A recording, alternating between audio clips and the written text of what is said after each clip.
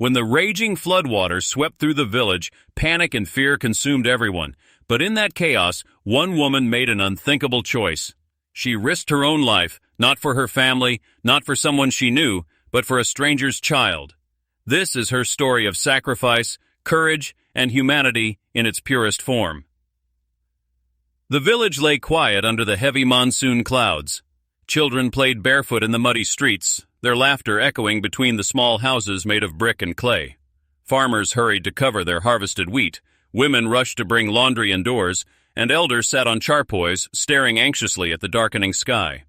Everyone knew what these clouds meant: floods. For years, the river nearby had been both a blessing and a curse. It watered the fields, fed the livestock, and brought life to the land. But when the rains grew too strong, the same river turned into a raging beast that swallowed everything in its path. And tonight, that beast was awakening again. Amina, a young woman in her late 20s, stood by the doorway of her small home. She wore a plain blue shalwar kameez, her black hair tied neatly in a braid. In her arms was her little daughter, Noor, who had just turned 3. Amina's husband worked in a nearby city, and she often managed the household alone.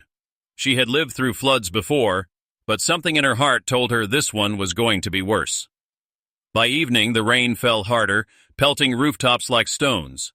The narrow lanes began to fill with water, and frightened voices rose in the distance. "The river is rising! The dam is breaking!" someone shouted. People rushed to higher ground, clutching their children and whatever belongings they could carry. Amina packed what little food she had into a cloth bag, wrapped Noor tightly in a blanket, and stepped into the rising water. Neighbors were already leaving, some wading deep, others carrying old parents on their backs. The smell of wet earth mixed with fear hung in the air. As Amina pushed forward with the crowd, the floodwaters surged faster than anyone had imagined. Broken tree branches and pieces of roofs floated past. The sound of the river roared louder than thunder. And then, through the chaos, a scream pierced the storm. Amina turned her head. Just a few houses away, a small child, no more than 4 years old, clung to a collapsing wall, crying for his mother.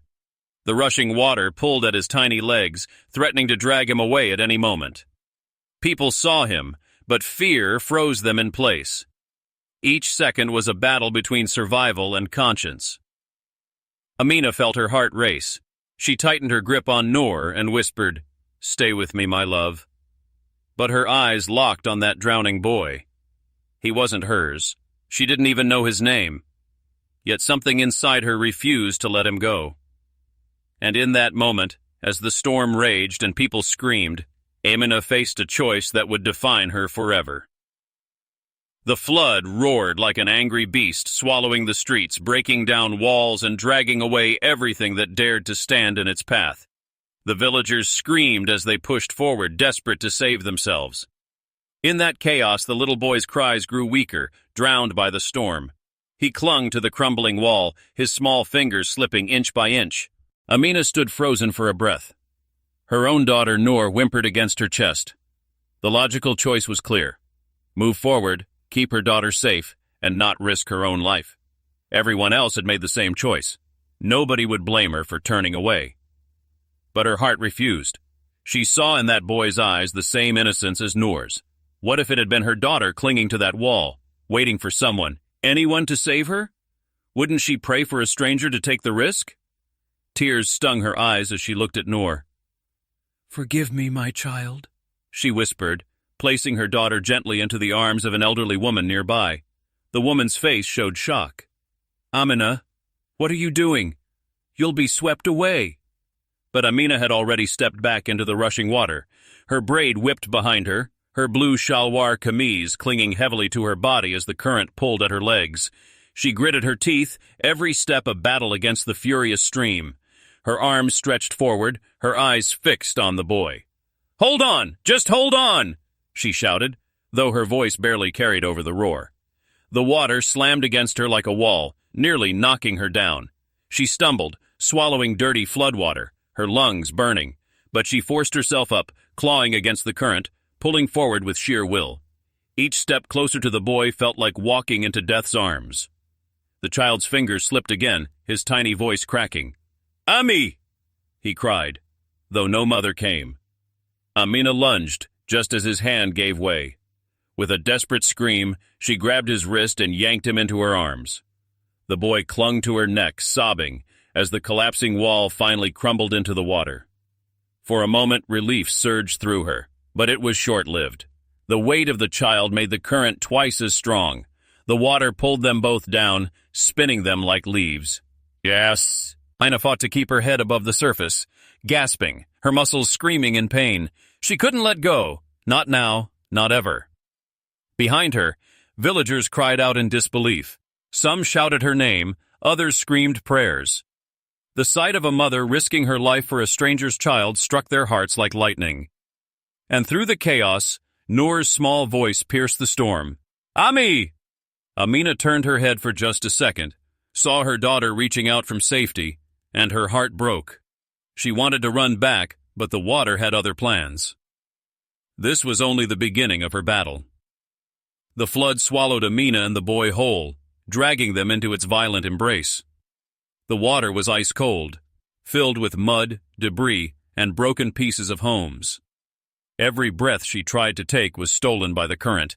Every stroke of her arms met with crushing resistance. The boy clung to her neck with a death grip, his sobs muffled against her shoulder. Her lungs screamed for air as her head dipped below the surface again and again. In those moments underwater, she could hear nothing but the roar of the river and her own pounding heartbeat. She thought of Noor, her sweet daughter who had cried out for her. That memory lit a fire inside her chest, a stubborn refusal to give up. Not today, she whispered to herself, coughing up water. Amina spotted a half-broken wooden door floating nearby. Summoning the last of her strength, she kicked through the waves and pushed the boy onto the makeshift raft. He trembled, his tiny body shivering in the rain, but he was safe, safer than he had been a moment ago. The current slammed her against a tree trunk, pain searing through her arm, but she held on. Blood mixed with the muddy water, but she ignored it. She pulled the boy closer to her chest, using the floating door to keep them both above the surface. Behind her, voices cried out. Villagers had formed a human chain, holding hands, ropes tied around their waists, trying to reach her. The elderly woman who had taken Noor was shouting desperately, "Hold on, Amina! Don't let go!" The current, however, was merciless. Each wave threatened to pry the boy from her arms. She could feel her strength slipping away, her muscles cramping, her vision blurring. The thought whispered into her mind, "You cannot save him. Save yourself." But then the boy looked up at her, eyes wide with terror, lips trembling as he whispered, "Ammi." That single word broke her. She was not his mother, yet in this moment he saw her as one, and in her heart she knew she could not betray that trust. With a final scream of defiance, Amina clutched the boy tighter and kicked with all the force left in her legs.